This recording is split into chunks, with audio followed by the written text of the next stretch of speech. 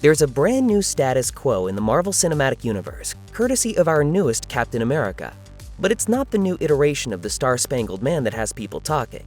For those who didn't end up keeping tabs on 2021's The Falcon and the Winter Soldier series on Disney+, it's been a long wait to see a payoff to the tease in Avengers Endgame in which Chris Evans' Steve Rogers officially retired from the role of Captain America and passed the mantle down to Anthony Mackie's Sam Wilson. That moment has finally arrived with the first teaser for the next film in the series, fittingly titled Captain America: Brave New World. That's not the only noteworthy highlight included in the footage, however.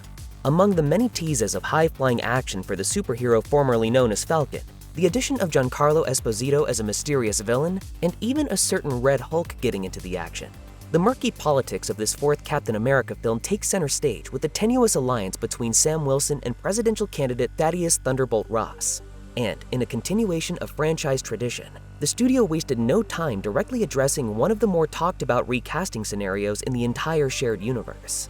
Back in 2022, it was reported that the role of Thaddeus Ross, previously portrayed by the late-great character actor William Hurt, would undergo a major recasting for Brave New World in the form of legendary film icon Harrison Ford.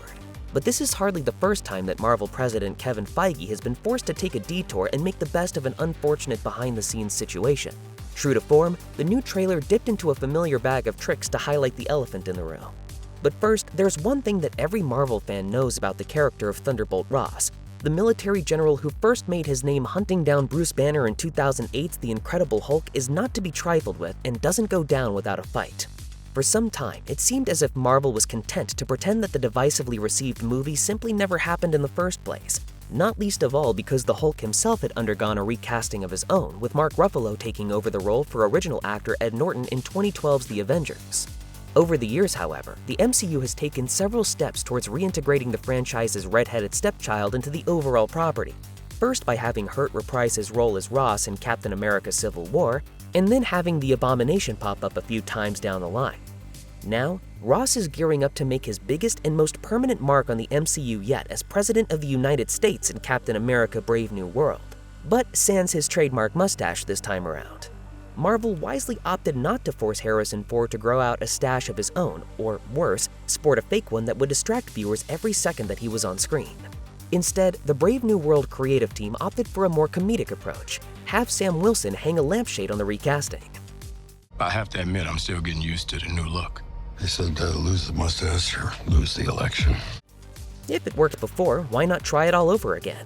That seems to have been the thought process behind getting fans used to the idea of seeing Ford step into the shoes of Thunderbolt Ross for the first time in the series.